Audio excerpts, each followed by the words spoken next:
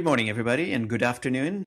Whatever you're joining us from depends on where you are, morning, afternoon, evening, it doesn't matter to us. We do podcasting and we do it well, and we try to follow the conversation wherever the conversation lead us. My name is Ayoub. I'm with the Localization Fireside Chat, and today we are recording, I think, episode 200, and my guest of honor, Jürgen Dauk, he joined me from Hamburg, Germany, and we have two objectives today. One is we're gonna get to know Jürgen.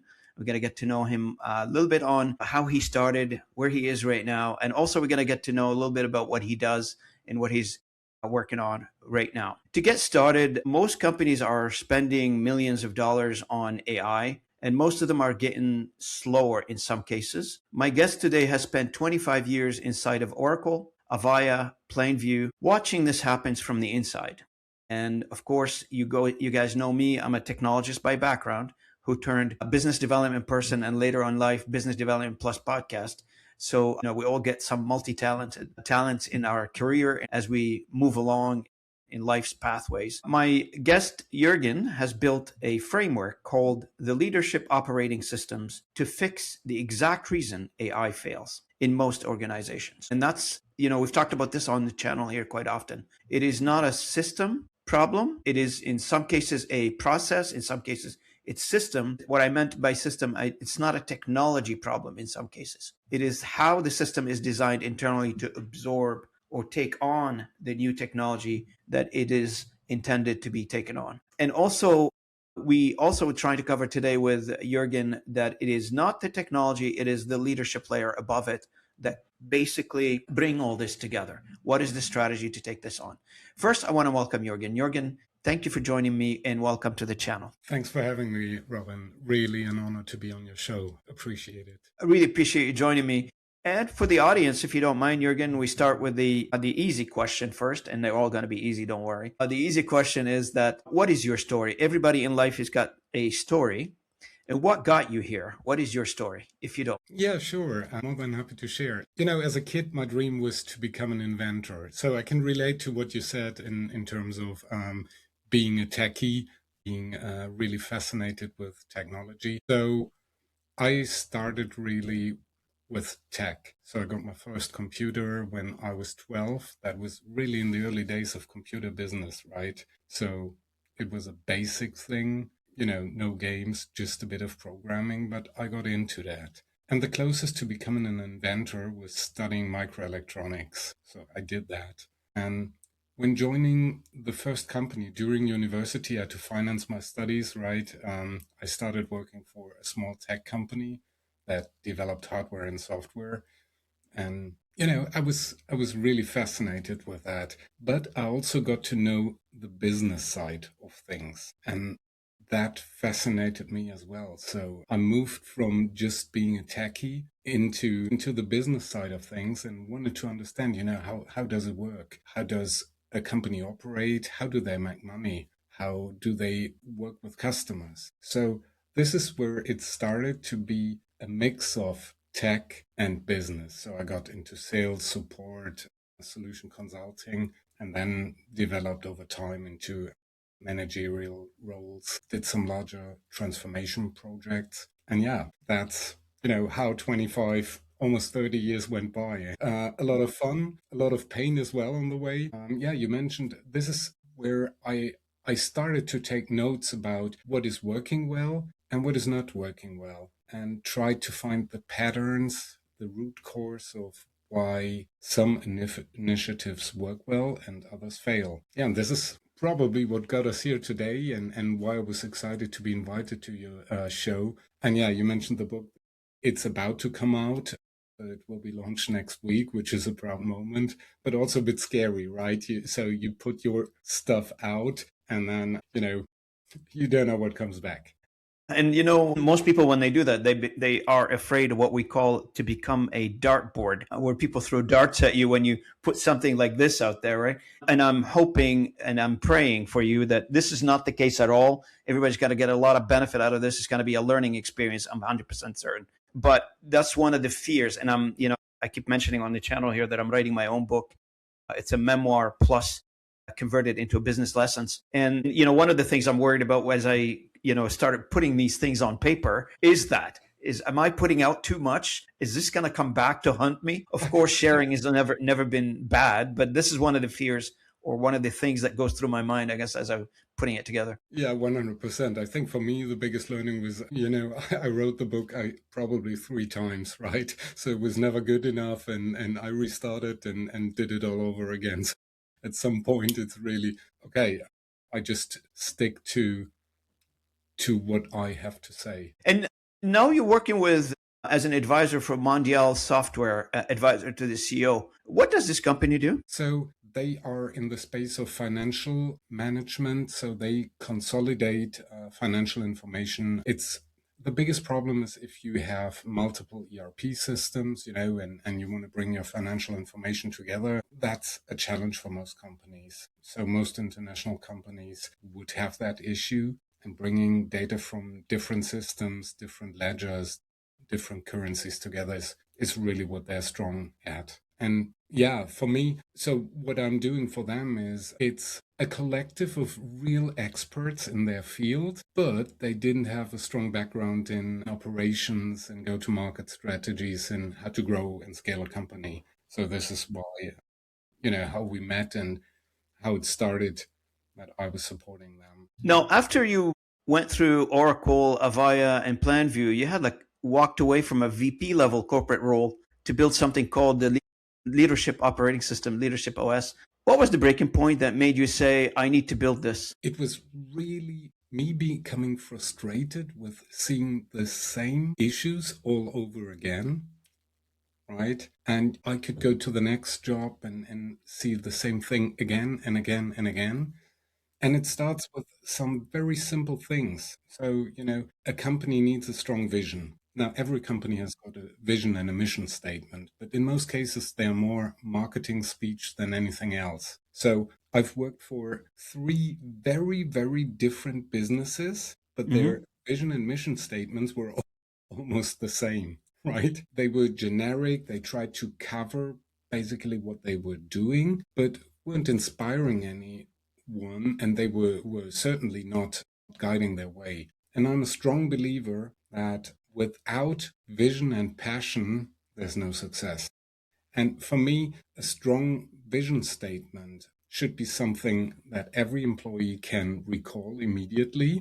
If you walk around in an office and ask somebody, what's the vision of the company, and they cannot answer, they don't have a clue, and something is really wrong. And it should also guide decision making. So if you take, a prime example is Amazon, right? They want to be the most customer-centric organization on earth. And this is it's easy to remember, but it's also something aspirational that is guiding decisions. So let's take a small example. You need to make a decision for a new tool. It could be an AI, it could be something else, an ERP, whatever you have, right? And a classical decision making in a matrix organization is top down, you would consult the global IT department, information security, and you would make a decision based on what's best for your control and what you think is best for profit. But if you take really the vision as your guiding principle, you would ask different questions. If you want to become the most customer-centric organization in the world, you would ask, which one is better suited to fulfill that vision? What is better for our customers? And that is making a huge change. I'd like to get your opinion on this because I've seen it throughout my career. When I work with companies and they say, I'm going to put a mission statement and a vision statement, there's a difference between the two, obviously. And some of the vision statement are meant to be for the inside and the outside facing. But some of the mission statements that I've seen, they're meant to be for the internal. And I've seen mission statements that focuses on profitability. But meanwhile, you've seen the largest companies in the world and the most successful companies in the world. You see their vision statement, and you gave, a very good example about Amazon, going to be customer-centric company. And they didn't say, I want to be the most profitable company. I want to be the most revenue-generating company. But the consequences of focusing on a customer, I'm assuming they got all the other objectives. Yeah, 100%. I'm a strong believer that profit and revenue is an outcome of excellent people doing a great job towards a vision and mission. So it's a result. It's not a goal. it's not a guiding principle. Now, in your case, but when you work for large companies, and by the way, Avaya is I know Avaya well. I guess when I worked for a company called Genesis, they used to call it Genesis Lab. They do call center software in San Francisco. Before I was a database architect for them back in the days and early in my career, and they ended up getting bought by Avaya. They used to be called Excision or something else. Some other companies. They went through several names, and that's how I got to know Avaya. But you had a front row seat almost in all these companies, and these companies were selling transformational tools. So how many of them actually, in your opinion, have actually transformed internally? I'm just looking here for what is the outside facing versus, and I'm not asking you to speak badly about anybody. What is the inside version of those companies? So from my experience, the real transformation is very, very limited. I see there are not many large corporations really seriously transforming. And I believe, and this is only a belief, right? I cannot prove that, but I believe there's a lot of fear associated with that because real transformation takes a lot of courage, right? It's not like, take agility. Almost every large company that develops something has got agile development processes, right? But they don't have business agility. So they don't have small cross-functional teams that work towards something that can make autonomous decisions. And from my experience, especially a lot of the large companies are hesitant to kick off real transformational programs. There are exceptions. I spoke last year with a large automotive manufacturer. It's a German automotive manufacturer. I spoke to somebody of the extended leadership board, and I won't mention the brand's name, but it's something as a German, we're proud about. I asked him, we met on a conference for agile transformation, and I asked him, yeah, you're running programs. He's coming from a finance background. And I asked him, how do you see the competition from China? And what he said was eye-opening to me. He said, look, most people think competition from China is strong because we are too expensive in production. And he said, well, energy is expensive in Germany. Production is not our issue. We are optimized to the max on the production side. Our issue is, in the time we develop a new generation of our flagship car, in the same time, our Chinese competitors are developing 3 generations. And he said, why is that? It is because they are much quicker in decision making. The way they've built their companies they built agile companies from the beginning. They didn't need to transform. So they have teams that can make their own decisions, and it doesn't need, 8 layers of management to decide to take screw A or screw B. So this is really what is driving them. And this is why, for them, and I think for a lot of other companies, transformation is not optional. So either you become really business agile, or you'll be just taken out of business over time. And with AI coming to market, this is only putting fuel to the fire. And you can see that companies that have smaller autonomous teams that are able to make their own decisions, they are quick and easy to say, okay, this process could be optimized by AI, and we just hire somebody to do that for us. So they are up and running with that in 4 weeks, 8 weeks, 10 weeks. Now, I've spoken to a fairly large production company, and they've been working for 1.5 years to implement AI. Huge pressure, you need to implement AI to save on cost and become more efficient. So they're running the whole process.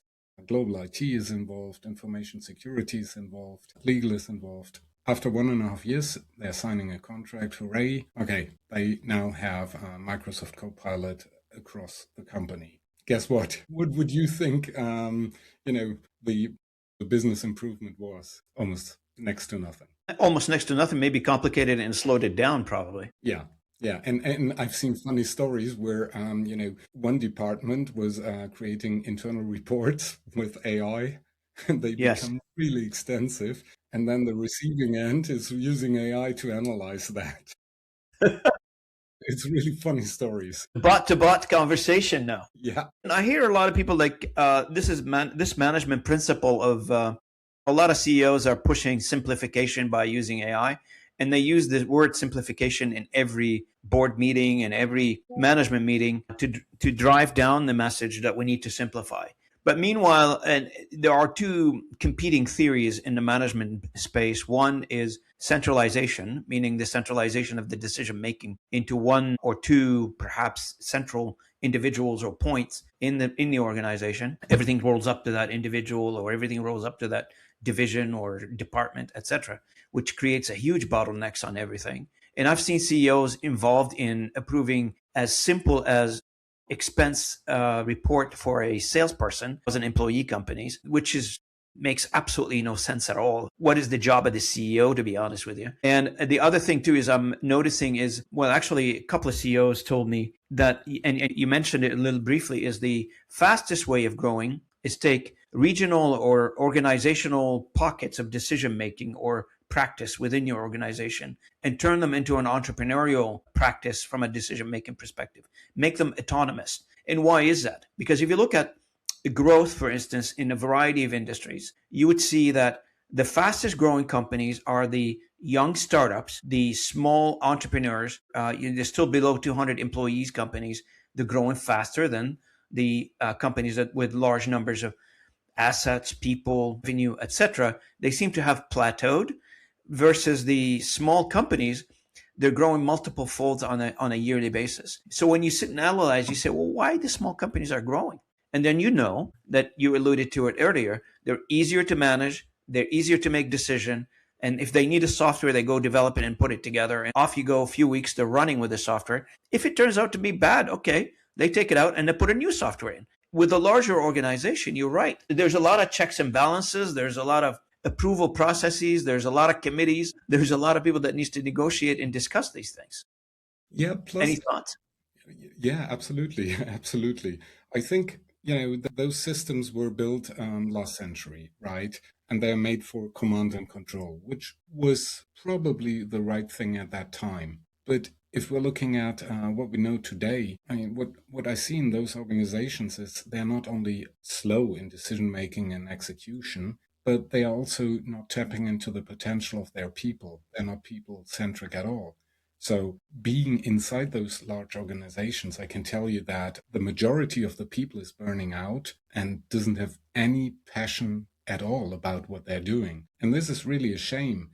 And, if you think about distributed decision making, like those people are making big decisions in their private life. So they're marrying, they're getting kids, they buy a house. So, those people are making really serious decisions in their private life. In their professional life, they're not considered being able to make a $50 decision, which is, that way you're not tapping into the potential of the people. And I personally believe, if you put great people in a great environment, they will play out their fullest potential and be really strong contributors to the business. It's untapped potential in my eyes.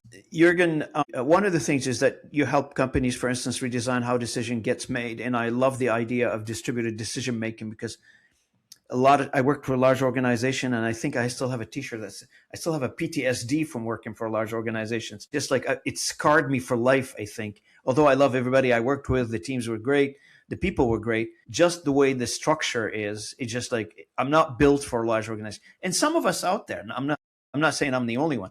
There are many of us out there that they're not built for that large corporations where you clock in the morning, you go to your office, and then you leave at 5 o'clock in the afternoon, and that's it. You disconnect. Most of us are built to do more. Most of individuals, they go work for these organizations, driven, coming out of school, coming out of colleges, full of energy, full of enthusiasm, and they want to do the right thing. They want to do great things, but then they go into that corporate world, and all of a sudden they find the box. and they're sitting in that box and they can't escape it. So you've helped these organizations, like on your side, I mean, you're helping these individual, these companies specifically so their AI investment can pay them off at the end of the day. Nobody wants to make an investment. I mean, I've seen large organizations like banks, multi-billion dollar organization, they make these AI investments. In fact, I've had one incident, it was last year. Somebody came in to me and say, Robin, I would like to talk to you about an AI idea that I want to deploy. And I said, okay, well, what is it? He said, I don't have a clue what the idea is. I'm looking for ideas. I said, okay, why do you want to do this? My boss told me that we have to deploy AI. Okay, well, that's it. The boss told you want to deploy AI, but you have no idea what you want to deploy. Okay, we can explore that. But before we get into this, I think we should have a clue or a bit of an idea. What is this strategy? What do we want to do? Any thoughts or comment on this? Yeah, 100%. And it's really interesting. I mean, companies are pushed to spend money on AI, and the idea of that is mainly driven by saving cost. Oh yeah, we can optimize the process and take out a few people or a larger amount of people. And what I really loved was recently Jensen Huang, CEO of NVIDIA, gave a speech, and what he said was just brilliant. He said something along those lines: if a CEO is taking in AI with the idea to take out people, he's running out of imagination. Because if you would have a huge amount of great people with great ideas, passion, right? And now you take AI with all the possibilities that it's offering, right? What could those amazing people do with amazing technology? They could, change worlds. But if you're just coming from a background of we could save cost, right? I mean, what you're basically saying is I don't have a clue, I don't have a vision, and I don't trust any of my people. Which makes no sense. Absolutely no. Absolutely no. That's unfortunately a bit of the reality with a lot of corporations today. And it's really painful to hear, right? I mean, this is the struggle, right? So I think people are now, they're driven by the stock market. I feel like it's at the end of the day, like you look at companies like IBM, etc., those large organizations. And when they see the stock dipped, they go and make an announcement because of AI, we're laying off or reducing the cost. I guess they don't call it a layoff. We're going to adjust the balance sheet. That's how, I guess, the corporate talk. And we're going to reduce the balance sheet by laying off a whole bunch of people. It makes no sense because we've seen it already in the past few months. Companies who laid off people, they can't operate without these brilliant people, as you said, Jürgen. They are bringing these people back in. What an embarrassment. And when you're saying we're firing all those people, what was your idea of them in the first place? So if you're hiring people and you're convinced you hired great people and you have a strong vision of what you want to do with them, right? Now they have better tools. They should produce greater results. Correct. And it seems to me that a company who invested in training and educating and teaching their employees for many years, to throw that investment out and to throw it away out of the company, and then I don't know, are you going to operate without these senior individuals that been with you for many years? They know your business inside out almost, and then you got to start fresh. That's not a good business decision, in my opinion. But. No, and if you're good people, you're great people, could spend more time on what brings value to the company by eliminating some of the routine tasks with AI that should provide great value. If you just take marketing, right? If you could use your time to, for example, speak to real customers, not just rely on data and build your hypothesis on how your ideal customer is acting and what your ICP really is, but really talking to them. You would have the time if you don't have to do every single task yourself. So I think with AI, you can free up time that you can spend elsewhere and better. Mm-hmm. Jürgen, if you were to put a number on what percentage of AI projects fails because of leadership versus technology layer, what do you think that number would look like? I would say, overall, I would say probably in the area of 80% of all AI initiatives fail to a certain extent. I mean, failure is they might still implement stuff, right? But I would say over 80% of the initiatives don't achieve what people were hoping for. Mm-hmm. That's not a technology issue, but a strategy and people issue. It's a leadership issue. Do you know, I do a networking event on Friday morning at 9 o'clock, and that's the meeting I was at earlier. And one of the new individual that joined us this morning, she's originally from Albania, but she lives in Switzerland. And she told the group that the Albanian government has now two ministers, that there are AI-based ministers, one for procurement, apparently, and one to fight corruption, anti-corruption minister. And I was wondering, as you and I were started talking this morning, I was wondering if it's a leadership issue at the corporate level. At what point do we remove the CEO? And I'm thinking out loud here. Do we remove the CEO and replace it with an AI agent? If the transformation is what we're seeking here. Well, it's a good question. It's really, really a good question. So I would never remove a CEO, at least not for now, that has got a strong vision and is using what comes up in terms of technology and using the people to build out something great. But if you're taking a CEO that is just, managing along and doesn't have any vision and just trying to save cost, it's really a good question. Would an AI do a better job? That's what I was going with this one. I think it's worth thinking about it, because if we are, in some cases, if we are we're going to get to an environment where governments are going to be using AI to replace a certain ministry or minister or position in their government, in this case, why not look at the possibility of using a particular CEO as an agent, as an AI agent, to deploy faster technology, to remove operational layers that sometimes there are obstacles in terms of deploying these types of technologies. Even if you do it on a temporary basis, subcontract this to somebody else, to be honest. The lack of vision, you're right, because most of these CEOs, unless you have those young CEOs that they're going up through the ranks and they still have the creativity juice, I would call it. If you're going into the older generation, that there are no disrespect to anybody, and we're all aging and we're all there sometimes, but the creative juice and the going back to what all has been tried and trusted in the past years. And you can't manage companies, and there are a few of them out there. I'm not saying this because I don't know. In fact, I do know. There are many companies out there, they're still managing their organization like in the 50s. And the world has passed many decades after that. Yeah, I think we have to be careful, though. I think if you really wanna drive massive transformation within an organization, you need this excited mind with entrepreneurial spirit, but you also need to have, I would say, a certain level of experience with people, a certain level of a standing, that you don't break down under pressure, that you are reliable, like a rock inside stormy waters. So to me, it would really be a mixture. And I was really fascinated by a CEO that he was the founder of a few companies, but he founded a company in the US called the Morningstar Company, and they are producing tomato products, right? But he was not only a CEO, but he was a visionary and a philosopher, I would say. But the whole company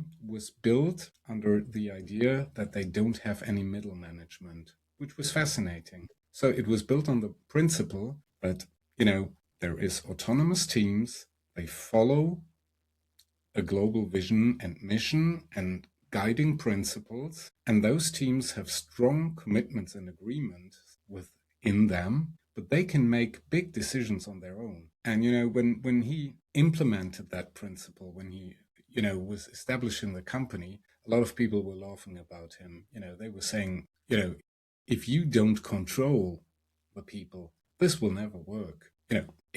It will just not fly. Now, the company is still existing, right? It was founded in the 1970s. It has outperformed every competitor in every year over time. They are the most successful company in their space.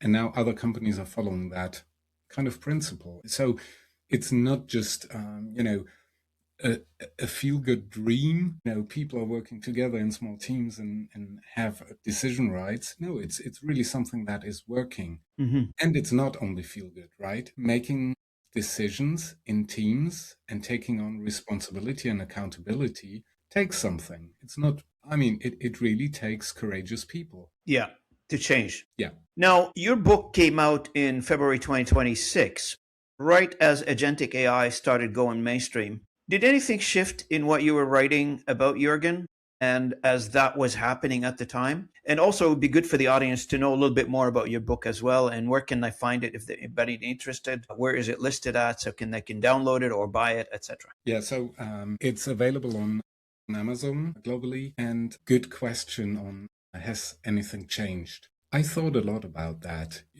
It's the development of AI is really, really amazing. What changes within 3 months. I think the principles are still the same. Technology changes. But as we discussed earlier, having a strong vision, understanding your customer really in detail, hiring people that want to work for your vision of a company, those are essential things. And I think they're not going away. It's the opposite. I think those things, those basic things, become even more relevant in the age of AI. As I said, transformation isn't optional anymore. Having a strong vision and an idea where you want to go and building out an organizational structure that supports that is key. And it will be even more important with the development of AI. So I wouldn't say the principles changed. I asked myself, when I read my own book, I was thinking about, would I say that differently? Maybe some areas I would add some stuff, but it's super relevant for exactly what's coming up with AI. And in your opinion, what was the reaction after the book is launched from some of the executives out there? Did they react anyway? Oh, yeah, I got some feedback. So some were saying, yeah, spot on. I believe in that, and we should revisit. Others were pushing really back. So some of the comments I'm getting is, this is dreamland. We are doing that, and it's still not working. I had a discussion with a CEO, and I won't mention his name. So I told him, your matrix style organization is out of fashion. That organizational structure doesn't work anymore. And his reply was, we're not running a matrix organization. It's a solution-centric organization setup. I said, sorry, but it's like a textbook matrix organization, whatever, costume you're putting on that. It's a classical matrix organization. And he was pushing back even on those things. I said, well, man, it's a solution-driven organization, fine, but it doesn't work. And he said, what do you mean? I said, yeah, I can tell you because I've worked for your company in the past. You've got managers, senior leaders that are earning a high salary and they're spending 30 hours per week in alignment and reporting calls. So without contributing to anything else, right? It's just passing on decisions, from top to bottom and reporting back up. So that's not providing any value. And what do you expect this person to actually do if that person is spending 30 hours a week on video calls, just, forecasting, KPI reporting and alignment calls? So in the end, most of your people don't have time. Everybody is super busy and you're producing output, but no outcome. There's very little progress towards anything. And yeah, it was a heated debate. Jürgen, do you get into the conversation of creating value for these organizations, like to understand what the value is internally and externally to their customers? Do you get some of these discussions on the go with some of the CEOs?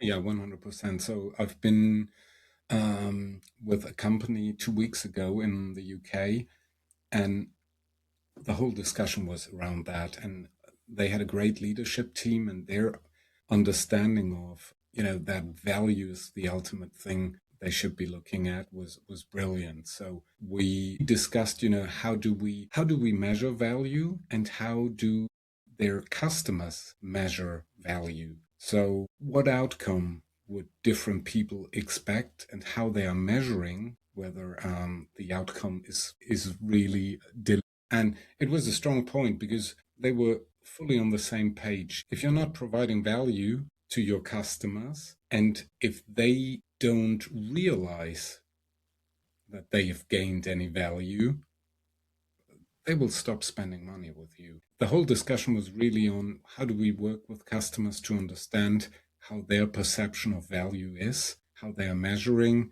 how they can baseline what they had before, and then Mm-hmm. after implementing a solution or a service, to make it really visible, not only for that company I was helping, but also for the customer. The customer is spending that money. So if Yeah. their perceived value is lower than what they're spending, they'll stop spending. Absolutely. Now, you're operating as an independent advisor, right? So, who is your ideal client right now? And are you looking for clients? I'm not sure if you are, but you're probably busy. But what's the conversation to get people like the most excited about? What kind of conversation that you think it will trigger? Well, I want to talk to Jürgen now. So what would trigger me naturally is somebody who's aspirational and wants to drive something. So I wouldn't take on any mandate where somebody is just pushing back on change, right? This type of, could you help me out? It's not working, but then not being open to change, also to change the way they think. I would push back on that because it would be, we had this value conversation, right?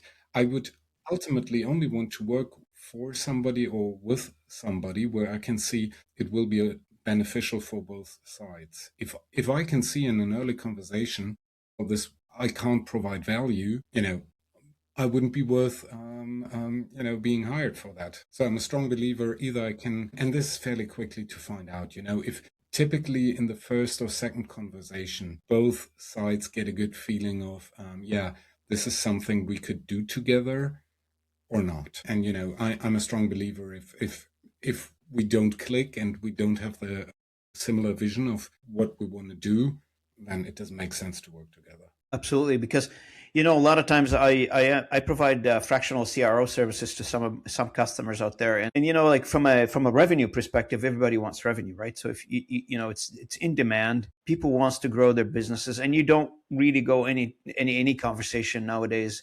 And unless people say, I would love to improve my revenue position, nobody wants to say no to that. It's a fundamental that you would probably want to see your revenue grow. However, I mean, as you mentioning earlier in the and I we'll give the information about your book to the listeners through through the links, etc. We provide them where they can find the book. One of the things that you just touched on right now, Jürgen, which is very fundamental, is when the CEO wants something, in this case, in my case, at least they tell me, I want to grow revenue. Okay, well, the next question would be from me is, how is your management team feels about that? And are they on board with growing? Like, I mean, it sounds such a fundamental question.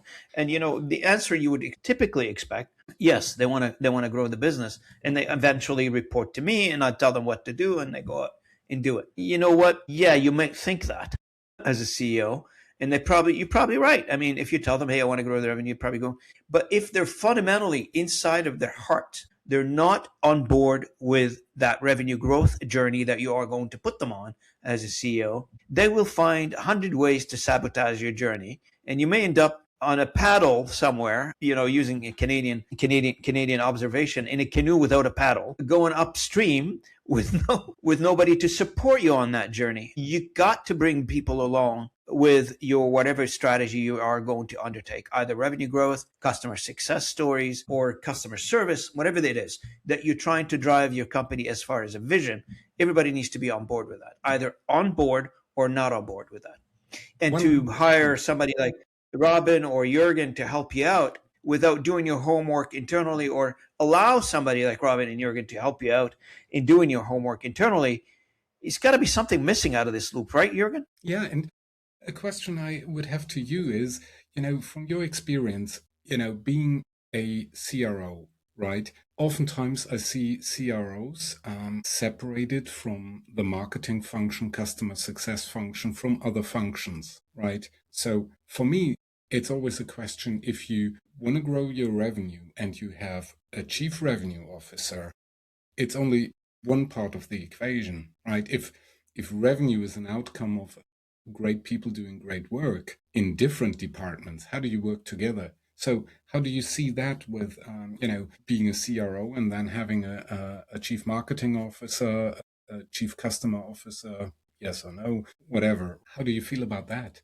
So yeah, I feel like for me, and I always talk about this particular one, it's called the revenue journeys. There are many pieces of the puzzle to provide revenue. So normally people look at a CRO, go get me new customers, and that's one piece of the puzzle. The second piece of the puzzle is retaining those customers, which would require us to work together with customer success. And generally, customer success teams has to report to the CEO because you need to formulate a full picture on revenue.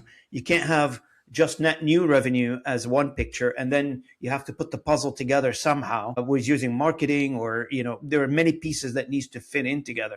In fact, CROs and CMOs, they work together, they do successfully when they work together successfully. If they work independently of each other, then you have issues because you got to use this chief marketing officer to go to market and get new customers, retain customers, and help those existing customers discover your story better, because a lot of these stories are buried somewhere and nobody knows about them. So when I talk about a chief revenue officer, I'm talking about full picture of revenue, not necessarily just go get me brand new customers and let the company decide if they want those customers or not, because a lot of times there's gating for those customers. And what I mean by gating is there's a checks and balances. Do we allow this customer in to become a customer or not? That's not a growth strategy, in my opinion. Yeah, and as you point out, if there's not a strong bound within that leadership team, but I've worked for companies where the chief marketing officer and the chief revenue officer were just the strongest competitors internally, and then the whole blaming starts. Why are we not growing? The sales arm of the company is saying, well, we need better marketing, and marketing says, well, we're delivering on our goals, right? And you're just not converting. And those conversations don't deliver any value, right? I mean, you need a team of different expertises and different experts to work together and say, look, this is where we are. This is where we want to get to. Let's stick our heads together and define a strategy and iterate together quickly. So if something's not working, that's maybe not a failure, but an expected result on the journey, as long as we're not blaming each other. And we have the plan to iterate fast to try new things. And if they fail to change quickly, you're much better off. And you bring a very valid point, Jürgen. By having those conversations and iterating is very, very important. When you're advising CEOs or you're on the CRO journey with a company, etc., on the revenue journey with a company, iterating, that's the key point, because people come to understand right now or expect that when they talk to an expert or talk to a consultant or talk to somebody with a knowledge that they don't have internally, they expect that magic formula that the people come in from the outside, such as yourself, and they give them that magic formula in one sentence and they solve the problem. Well, the world was not built that way. And the expectation here is we got to try a few things together. Whatever worked, we're going to learn from it and do more of it.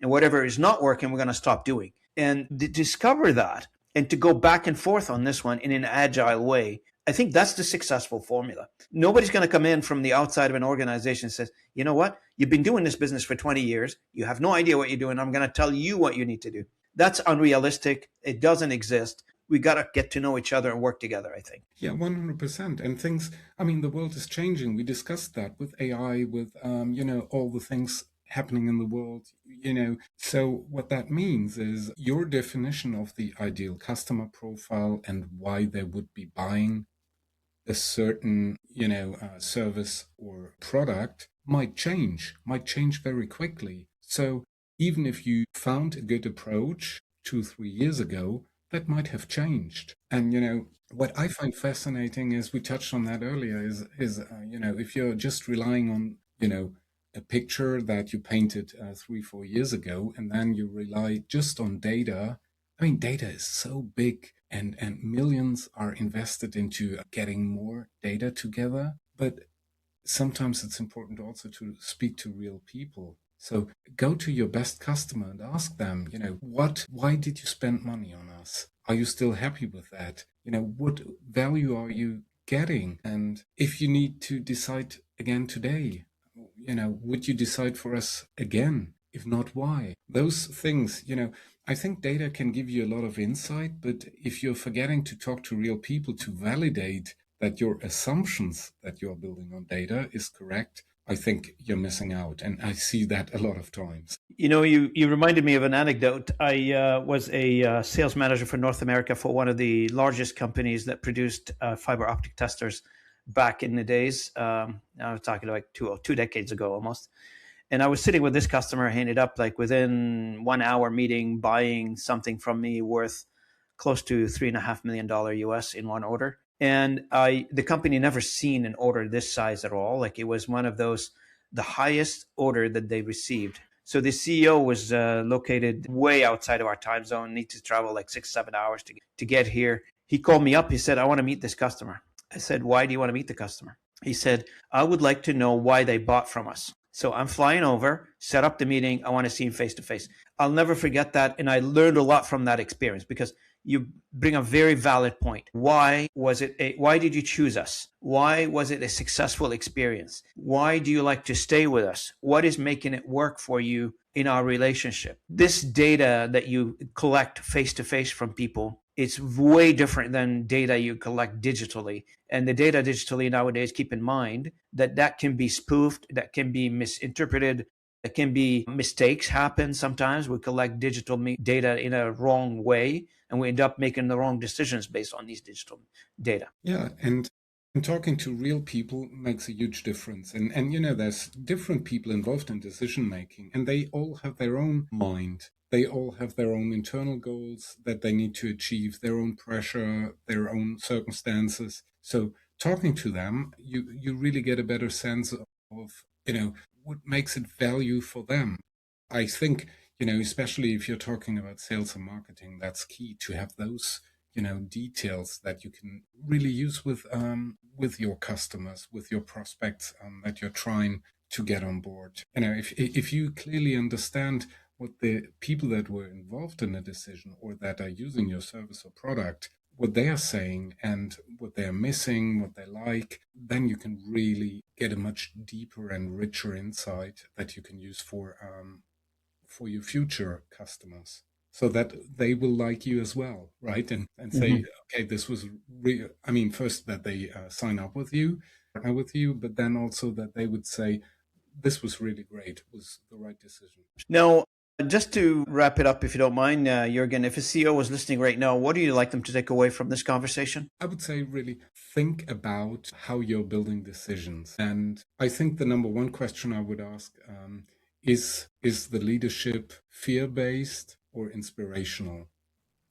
You know, are you acting out of fear to disappoint investors, private equity shareholders, or do you have a vision that you follow, and do you want to learn and you know, inspire people to make it a great company? Great. And you know what? I want to remind our audience here, our listeners and viewers, that the book, The Leadership Operating System by Jürgen Dauk, is available on Amazon. You can find it on Amazon. You can download it, buy it, etc. And it's available globally to everybody who's interested. And to my listeners in Germany who are growing by the day, and I checked my stats for the last 7 days, I got about 200,000 listeners or viewers in Germany on a 7-day period. So I appreciate you. I love you all. And I want to thank you so much for joining me on this journey. Jürgen, any last comments before we wrap it up? Really great conversation, Robin. I appreciate being on the show. And this is really a topic, you know, it's not business. It's really dear to my heart because I'm a strong believer that we can create workplaces where great people can, you know, deliver great results and benefit to customers. So it's a passion, and thanks for giving the platform for that. I really appreciate your time with me, Jürgen Dauk. A very, very interesting conversation. You're welcome back to the channel anytime. Consider it your home. Anytime you feel like you want to tell another story, or you have a news, or you have an update, would love to hear from you. I'd love to bring you back on the podcast. My podcast is only 2.5 years, but it's been going crazy, and I've been so blessed with guests such as yourself and audience that loves what we talk about. It's great to have you with me today. I really appreciate it. And for the audience, I want to thank you so much for listening in. If you're coming on our audio channels, thanks for bringing us with you to the gym or on your walk and listening into our podcast. I really appreciate that. And if you're coming on our YouTube channel, thanks for watching us. I appreciate your support. And I highly encourage you to subscribe to our channel if you're interested. No pressure. And also, if you like to see a summary of the podcast, I do summarize all our conversations on robinayoub.blog, where each one of those episodes is summarized in a couple of minute read. You can get the gist, the Coles Note version of the podcast. I encourage you to check it out as well. Thanks, everybody, and I'll see you at the next episode. And thank you so much, Jürgen. Thanks for joining me. Thanks. Bye-bye.